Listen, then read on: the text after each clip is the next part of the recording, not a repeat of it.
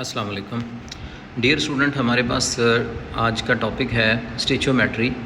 ये आपकी part 1 chemistry का चैप्टर नंबर 4 है। स्टिचोमेट्री क्या है?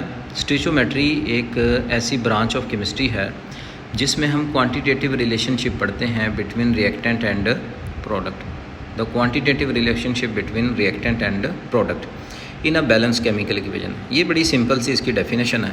कैसे हम इसको समझ सकते हैं?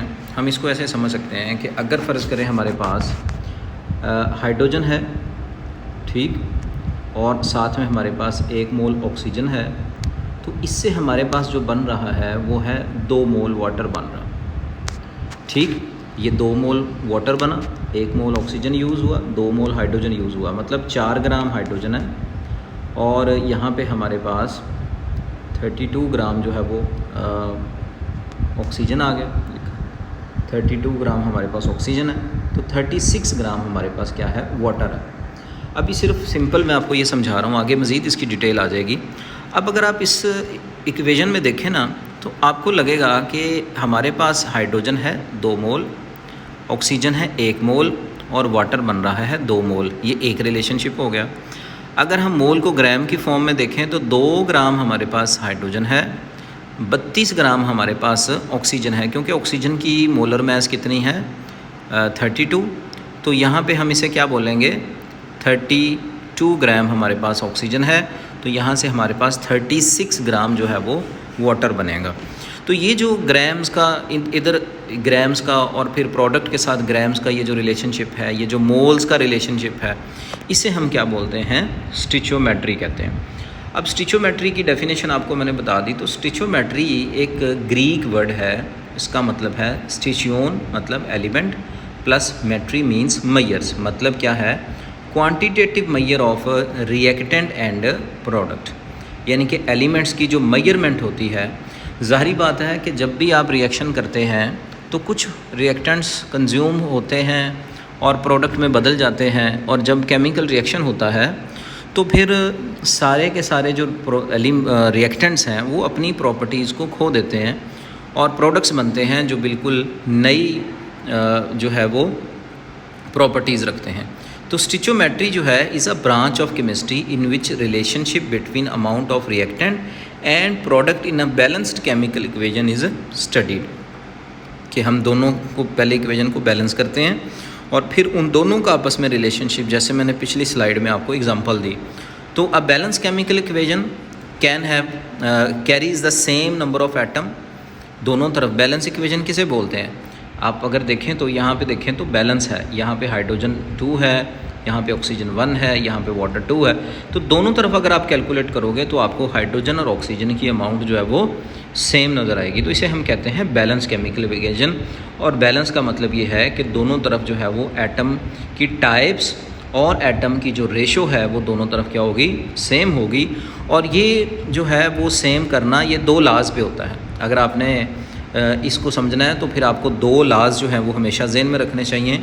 या आपने पढ़े भी होंगे। एक है law of conservation of mass और दूसरा है लॉ ऑफ डेफिनेट प्रोपोर्शन। मैं फिर बता दूं कि स्टिचोमेट्री जो है वो ऐसी ब्रांच ऑफ केमिस्ट्री है जो कि किसी भी केमिकल रिएक्शन की प्रोडक्ट और रिएक्टेंट के बीच के जो रिलेशनशिप है उसको जो है ये डिस्कस करती है। अब बैलेंस्ड केमिकल इक्वेशन का मतलब है 2 चीज़ें। पहला, same number of atom and same type of atom हो दोनों साइड पे। अगर इधर हाइड्रोजन 4 है तो दूसरी साइड पे भी हाइड्रोजन के 4 एटम होने चाहिए। मतलब नंबर ऑफ़ एटम 4 है, नंबर ऑफ़ एटम सेम है। दूसरा, टाइप ऑफ एटम जो है वो भी सेम हो। अगर उधर हाइड्रोजन और ऑक्सीजन है तो इधर भी हाइड्रोजन और ऑक्सीजन हो। तो इसके लिए 2 लॉ जो है वो यूज़ किए जाते हैं। सबसे पहला है law of conservation of mass. क्या मतलब है? आपने पढ़ा होगा सिंपल कि किसी भी केमिकल रिएक्शन में मैटर जो ना तो खुद से क्रिएट होता है ना ही डिस्ट्रॉय होता है, बल्कि उसकी जो अमाउंट है, उसकी जो मैस है वो हमेशा सेम रहती है। बस वो अपनी जो है वो फिज़िकल स्टेट को बदल लेता है। अब दूसरा है हमारे पास लॉ ऑफ डेफिनेट प्रोपोर्शन। इसका मतलब क्या है कि अगर आप कोई भी सैंपल ले लें, मतलब मिसाल के तौर पे अगर आप सैंपल लें वाटर का, तो आप दुनिया में कहीं से भी वाटर को ले आएँ, उसमें हमेशा याद रखिएगा उसमें हमेशा 2 एटम की जो रेशो है वो सेम होगी। ये देखें, हाइड्रोजन है और वाटर ये ऑक्सीजन है, ठीक है। अब इसमें हाइड्रोजन कितनी है 2 है और ऑक्सीजन कितनी है 1 है। तो 2 और 1 की जो रेशो है ये हमेशा इसमें ऐसे ही रहेगी, और हाइड्रोजन 2 होगा और ऑक्सीजन क्या होगा 1 होगा।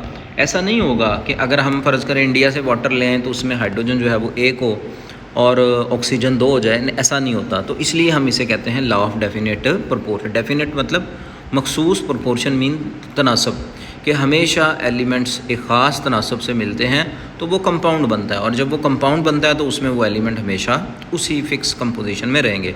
जैसे कॉपर सल्फेट है, कॉपर 1 है, सल्फ़र 1 है, ऑक्सीजन 4 है, तो ये 1:1:4 की रेशो होगी, तो इसे हम कहेंगे दैट इज़ कॉपर सल्फेट। अब आपने स्टिचोमेट्री पढ़ ली, स्टिचोमेट्री का मैंने आपको मतलब बता दिया, दोनों लाज बता दिए कौन कौन से हम ज़हन में रखेंगे। अब जो सबसे बड़ा जो कॉन्सेप्ट है वो है मोल का। अब मोल का जो कॉन्सेप्ट है ये आपने डेफिनेटली 10th में भी पढ़ा हुआ है। तो मोल जो है एक ऐसा अमाउंट ऑफ सबस्टांस होता है जिसके अंदर एवोगैड्रोज नंबर ऑफ पार्टिकल्स होते हैं। जैसे कि उसने स्टैंडर्ड ले लिया कार्बन को केजीज़ में, ये 0.012 किलोग्राम है, यानी कि 12 ग्राम कार्बन में जितने एटम होंगे, एंटिटीज़ बोल रहा है वो, क्योंकि एंटिटीज़ का मतलब है कार्बन एटम भी हो सकते हैं, किसी सब्सटेंस के मॉलिक्यूल्स भी हो सकते हैं, आयंस भी हो सकते हैं। तो इसलिए उसने पार्टिकल्स बोल दिया, या एंटिटीज़ बोल दिया, या पार्टिकल बोल दिया। मतलब अगर आपके पास 12 ग्राम कार्बन है किसी उसमें बास्केट में, तो उसके अंदर जितने उसके एटम होंगे उसे हम बोलेंगे एवोगैड्रो नंबर ऑफ पार्टिकल्स, और उस बास्केट की जो अमाउंट है उसको हम मोल बोलेंगे। क्या बोलेंगे? उसको मोल बोलेंगे।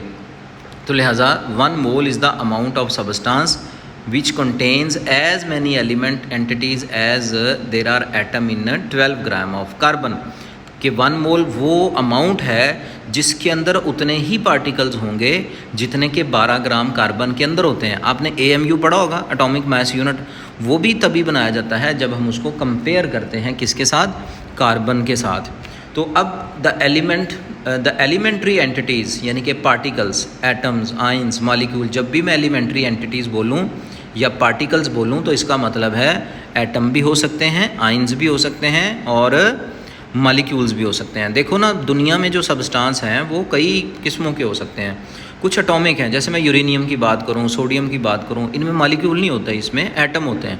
इसी तरह से मैं वाटर की बात करूँ तो उसमें मॉलिक्यूल्स होते हैं, हम एटम्स की बात नहीं करते। और तीसरा है सोडियम क्लोराइड है, या सल्फ्यूरिक एसिड है, या इस तरह के ऐसे कंपाउंड जो आयनिक फॉर्म में पाए जाते हैं, तो उसे हम क्या बोलेंगे? आयंस बोलेंगे। क्या बोलेंगे उसको? आयंस।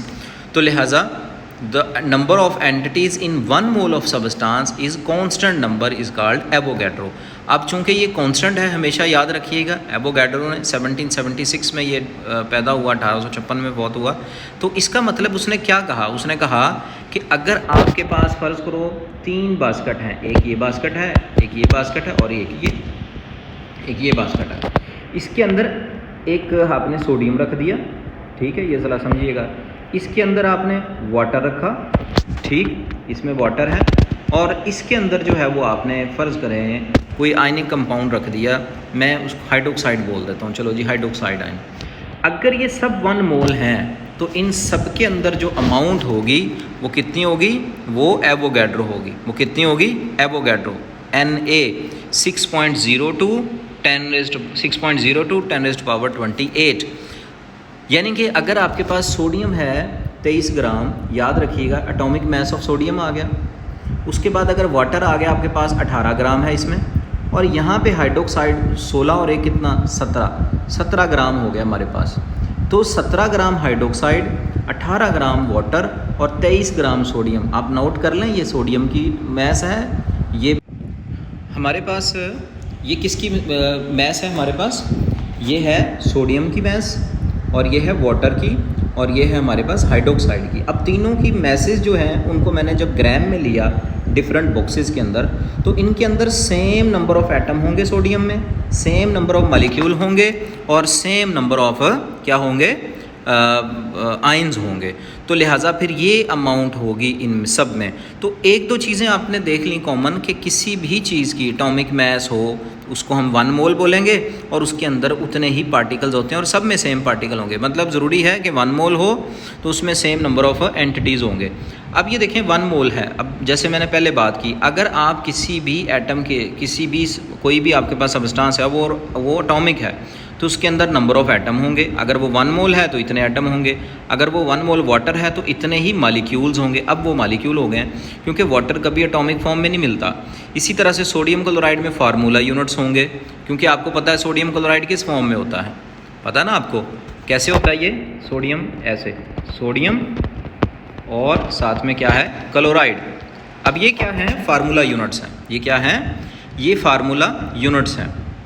अच्छा, अब तीसरा जो है वो क्या है, 1 मोल ऑफ सोडियम आयन है, तो ये हमारे पास आयन्स आ जाएंगे। तो क्या पता चला हमें यहाँ से कि 1 मोल कोई भी सब्सटेंस ले लें, उसके अंदर पार्टिकल सब में सेम होंगे। अब आप देख लें, ये 4 एंटिटीज़ आपके पास पड़ी हुई हैं, चारों सब्सटेंस हैं। ये एटॉमिक है, ये मालिकुलर है, ये फार्मूला यूनिट वाला है और ये आयन्स हैं।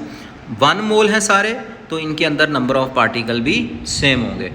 अब देखो मोलर मैस क्या है। जैसे मैंने अभी आपको बताया कि किसी भी सब्सटेंस का एटॉमिक मैस, किसी भी सब्सटेंस का मालिकुलर मैस, किसी भी सब्सटेंस का आयनिक मैस और किसी भी सब्सटेंस का फार्मूला यूनिट मैस।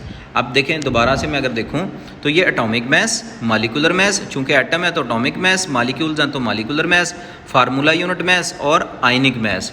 इसको जब हम ग्राम में एक्सप्रेस कर देते हैं तो वो इसकी मोलर मैस बन जाती है। यहाँ पे एग्जांपल देख लें, कार्बन टेट्राक्लोराइड है, कार्बन कितना 12 है, ये देख लें 12, और क्लोरीन जो है वो टोटल इसकी मैस होती है 35.5 और क्लोरीन कितना 4 है, तो मल्टीप्लाई करके जो आंसर निकालोगे आप 154 आ जाएगा। यही इसकी मालिकुलर मैस है। सोडियम की कितनी होती है 23, वही उसकी मालिकुलर मैस है। हम उसे फिर एटॉमिक मैस बोलेंगे क्योंकि सोडियम मालिक्यूल्स में तो नहीं होता, हम उसे फिर क्या कहेंगे, atomic mass, special word use करते हैं।